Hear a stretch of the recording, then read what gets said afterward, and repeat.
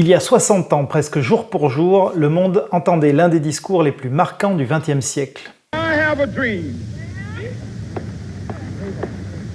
that my 4 little children will one day live in a nation where they will not be judged by the color of their skin, but by the content of their character. I have a dream today.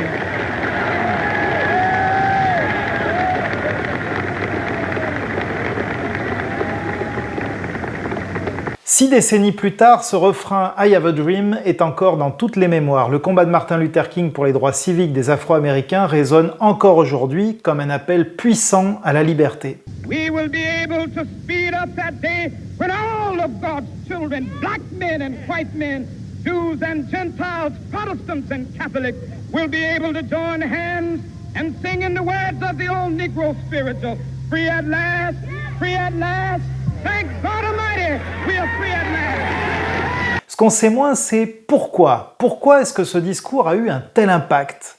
On pourrait évoquer la puissance oratoire de Martin Luther King parce que c'est un fait, c'était un excellent orateur. On pourrait évoquer la rencontre d'un homme avec l'histoire, il était au bon endroit, au bon moment pour prononcer le bon discours. On pourrait également évoquer le relais médiatique, 250 000 personnes qui étaient présentes là devant le Lincoln Memorial à Washington pour l'écouter ce 28 août 1963. Mais en fait, c'est pas suffisant. Il manque un élément pour comprendre comment ce discours a pu rejoindre autant de cœurs, décennie après décennie. Et cet élément, c'est ce qui nous permet d'être pile à notre place dans notre marche avec Dieu. Je l'appelle la respiration du temps présent.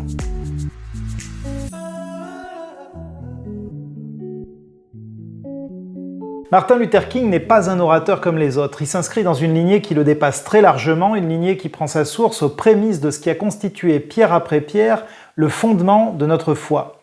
Alors on va faire un saut de 3000 ans en arrière auprès d'un personnage qui a ouvert la voie à ce qui constitue aujourd'hui notre vocation, la vocation de tout chrétien. On va aller lire un texte dans la Bible qui se trouve dans le livre de l'Exode au chapitre 3, versets 1 à 10. Moïse faisait paître le petit bétail de Jéthro, son beau-père, qui était prêtre de Madian. Il mena le troupeau au-delà du désert et arriva à la montagne de Dieu, à l'Horeb.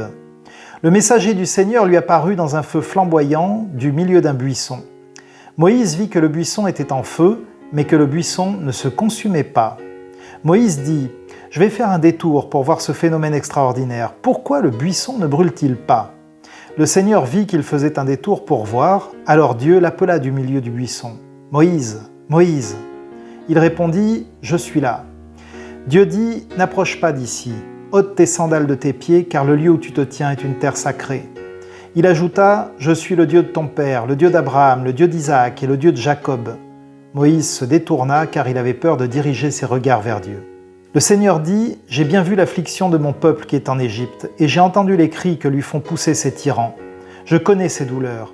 Je suis descendu pour le délivrer de la main des Égyptiens et pour le faire monter de ce pays vers un bon et vaste pays, un pays ruisselant de lait et de miel, là où habitent les Cananéens, les Hittites, les Amorites, les Périsites, les Hivites et les Jébusites. Maintenant, les cris des Israélites sont venus jusqu'à moi, et j'ai vu l'oppression que les Égyptiens leur font subir. Maintenant va, je t'envoie auprès du Pharaon. Fais sortir d'Égypte mon peuple, les Israélites. » Nous avons là le récit d'une expérience singulière. Moïse est dans son quotidien, il fait paître le troupeau de son beau-père. Mais dans ce quotidien-là, quelque chose attire son attention. Il y a là un buisson en feu et ce buisson ne se consume pas, il ne brûle pas. Et il nous est dit que dans ce feu, le messager du Seigneur est apparu à Moïse. Donc c'est un ange qui se présente à Moïse, un envoyé de Dieu.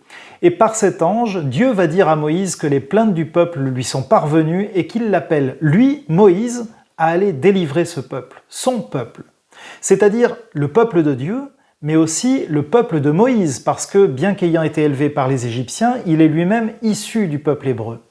Ça, c'est le récit que nous avons, tel qu'il nous est rapporté par Moïse lui-même. Et quand on lit ce genre de récit, eh bien on se confronte à un premier problème, qui est le suivant. Quel rapport est-ce qu'il y a entre ce que Moïse a vécu et ce que je vis moi-même avec Dieu ?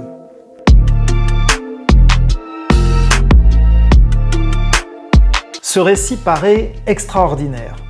Mais à quelle expérience tangible est-ce qu'il se réfère ? À quoi est-ce que ressemblait ce buisson en feu mais qui ne se consumait pas ? Quelle a été exactement l'expérience de Moïse? À quoi ça ressemble un ange au milieu d'un brasier? Comment est-ce qu'on entend cet ange nous parler? Comment ça se passe concrètement? Plus près de nous, on a une autre expérience que je voudrais vous raconter, qui est l'expérience de Martin Luther King, un soir de janvier 1956. Ce soir-là, Martin Luther King rentre chez lui, il est épuisé. Sa lutte du moment, c'est le boycott des bus de Montgomery pour protester contre la ségrégation raciale dont sont victimes les Noirs américains. Martin Luther King s'endort près de sa femme et au milieu de la nuit, le téléphone sonne. À l'autre bout du fil, il entend des menaces. On le menace de mort, lui et sa famille. Alors en fait, c'est pas la première fois, Martin Luther King est habitué à ces menaces. C'est pas la première fois même qu'on l'appelle, c'est pas la première fois qu'on le menace de mort. Mais cette fois-ci, ça le touche profondément, ça l'ébranle. Et l'angoisse le saisit. Martin Luther King, c'est un homme de 27 ans à ce moment-là. Il est jeune marié, il s'est marié 3 ans plus tôt, il a une fille petite qui s'appelle Yolanda, et la panique le gagne. La panique le gagne. Alors il tente de juguler cette panique par ses acquis intellectuels parce que pendant ses études, il a profondément réfléchi à la question du mal, mais il a beau essayer, sa raison ne peut rien contre la force de ses émotions. Il panique. Alors il essaye autre chose, il se met à prier. Et il témoignera plus tard avoir entendu pendant ce temps de prière une voix lui dire « Martin Luther, lève-toi ». Lève-toi pour le droit, lève-toi pour la justice, lève-toi pour la vérité, et je serai avec toi même jusqu'à la fin du monde. Qu'est-ce qui s'est passé cette nuit-là pour Martin Luther King? Ce qu'on sait, c'est que quelques jours plus tard, le 30 janvier 1956, sa maison est visée par une bombe incendiaire, et Martin Luther King ne va pas se retirer. Le 20 septembre 1958, il va être victime d'une deuxième tentative d'assassinat par une femme qui va lui planter un coupe-papier dans la poitrine lors d'une séance de dédicace. Et là encore, il ne va pas se retirer. Dans les années qui vont suivre, il va être arrêté 29 fois par la police, il va faire des séjours en prison, il va être menacé de mort et il ne va pas se retirer. Qu'est-ce qu'il a vécu exactement cette nuit de janvier 1956? Qu'est-ce qu'il a vu? Comment est-ce qu'il a entendu cette voix qui l'a appelé à se lever pour le droit, la justice et la vérité? Qu'est-ce qui s'est passé exactement et qui nous a rapporté par ces mots? Voilà, j'ai entendu une voix. Bien malin qui pourra dire comment ça s'est passé très exactement. Mais ce qu'on peut dire avec une absolue certitude, c'est que ce ne sont pas là des expériences extraordinaires que seule une poignée d'hommes et de femmes sont amenés à expérimenter. C'est là en fait l'expérience chrétienne normale, parce qu'aujourd'hui comme alors, Dieu fait entendre sa voix. Et si vous êtes là à m'écouter, c'est que vous avez vu, vous aussi, quelque chose de Dieu dans votre vie qui vous a fait, comme pour Moïse, faire un détour de votre quotidien. Vous avez lâché pour un moment votre petit troupeau et vous vous êtes approché du buisson ardent. Et je ne sais pas à quoi ressemblait votre buisson ardent. Peut-être qu'il était, comme pour Jésus, une affirmation puissante de l'amour du Père pour vous. Il est mon fils bien-aimé, elle est ma fille bien-aimée. Mais peut-être qu'il était aussi, comme pour Martin Luther King, un buisson ardent d'angoisse et de peur. Et si vous êtes en plein dedans, si vous êtes là devant ce buisson, ne vous détournez pas, ne fuyez pas. Comme Moïse, comme Jésus lui-même, comme Martin Luther King, tenez-vous là, dans ce lieu sacré de la présence de Dieu. Cette expérience, qui est votre expérience, est de même nature que la leur, et Dieu a quelque chose à vous dire.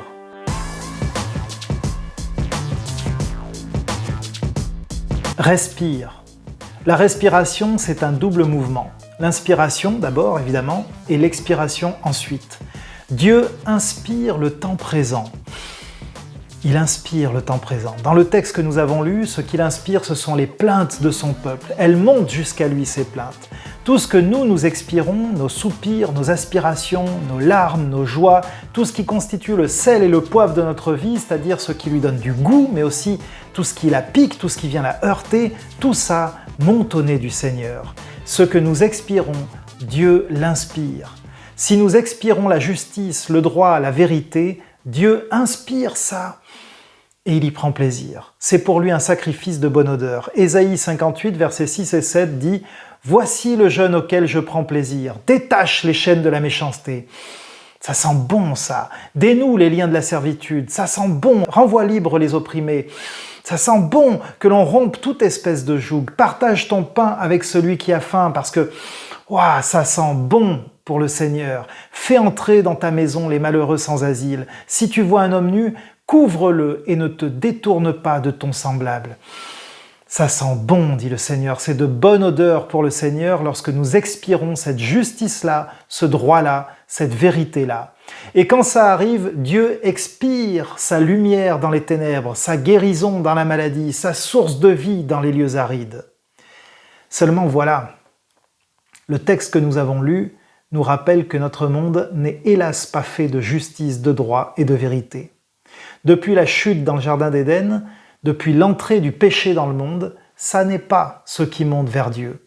Un peu partout autour du globe, ce qui monte vers Dieu, ce sont les cris de détresse de son peuple, qui est prisonnier d'un despote bien plus redoutable que le pharaon d'Égypte, un despote qui impose son joug sur l'humanité tout entière, qui la maintient captive et malade à force de mensonges, et que la Bible appelle Satan, le menteur, le diviseur, le voleur, le destructeur. Dieu inspire cette odeur fétide de l'injustice et de la corruption parce qu'il entend cette détresse des hommes qui crient à lui. Et c'est ça qui monte vers lui. Et qu'est-ce qu'il fait, Dieu ?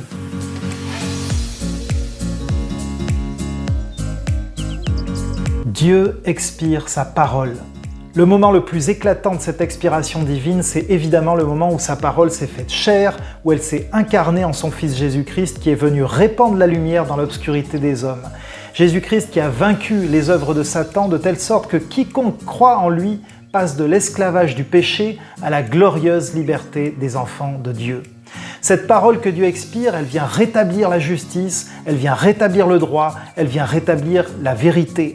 2 Timothée 3, versets 16 et 17 nous dit « Toute écriture est inspirée de Dieu et utile pour enseigner, pour réfuter, pour redresser, pour éduquer dans la justice, afin que l'homme de Dieu soit à la hauteur, parfaitement équipé pour toute œuvre bonne. » Et le terme qui est ici traduit par « inspiré de Dieu », eh bien, il veut dire presque l'inverse en fait. Elle est exhalée de Dieu, cette écriture. Ce terme, c'est « theopneustos » en grec. « Theos » c'est Dieu, et pneustos, c'est le souffle. L'écriture, elle est inspirée parce qu'elle provient du souffle de Dieu. Elle est exhalée de lui. Et il en est de même pour nous. Nous pouvons dire que nous sommes inspirés lorsque ce que nous disons ou ce que nous faisons exhale de Dieu, provient de son souffle de vie. Et dans ce monde où le peuple de Dieu souffre, où il est soumis à l'esclavage, cette parole de justice, de droit et de vérité, elle est à répandre, à proclamer, à partager, à offrir, pour délier, pour guérir, pour ressusciter, pour purifier. Et c'est pour ça que ce que Dieu dit à Moïse, il nous le dit à nous de la même manière. « Va, je t'envoie auprès du Pharaon, fais sortir d'Égypte mon peuple. » Ce peuple aujourd'hui, il est répandu dans toutes les nations. Ce peuple souffrant, il est autour de nous, c'est nos amis, nos voisins, c'est notre famille. Ce peuple, il est dans notre quartier, dans notre ville, dans notre région. Nous le croisons tous les jours, où que nous allions. Alors voilà, nous sommes appelés à respirer le temps présent, c'est-à-dire à inspirer comme Dieu le fait les clameurs de notre époque, à prendre la mesure de la souffrance des hommes et des femmes qui errent dans cette vie comme des brebis sans berger, qui avancent dans une existence dépourvue d'espérance, qui prennent des chemins qui mènent à la perdition. Et à partir du regard de compassion que Jésus lui-même porte sur les foules, nous sommes appelés à expirer la parole de Dieu, qui est seul capable de guérir, de restaurer, de rendre à la vie ce qui était mort. Moïse l'a fait. Par la parole, il a confronté Pharaon et il a libéré le peuple qui vivait sous le joug de l'oppression. Martin Luther King l'a fait. Par la parole, il a confronté le pharaonisme suprémaciste blanc et il a libéré le peuple qui vivait sous le joug de la ségrégation raciale. Mais surtout, Jésus-Christ l'a fait. Parole faite chair, il a confronté Satan et nous a libérés de l'esclavage du péché. Et si Jésus l'a fait, c'est pour que nous le fassions à notre tour, en son nom et par sa puissance, parce qu'il vit en nous par son Esprit Saint. Et qu'est-ce qu'il nous demande? C'est simple. Faites de toutes les nations des disciples et enseignez-leur tout ce que je vous ai prescrit. Et qu'est-ce qu'il a prescrit? C'est simple aussi. Annoncez la bonne nouvelle aux pauvres, guérissez les malades, purifiez les lépreux, chassez les démons, ressuscitez les morts. C'est là le mandat qu'il nous a confié, c'est là le mandat que nous entendons remplir.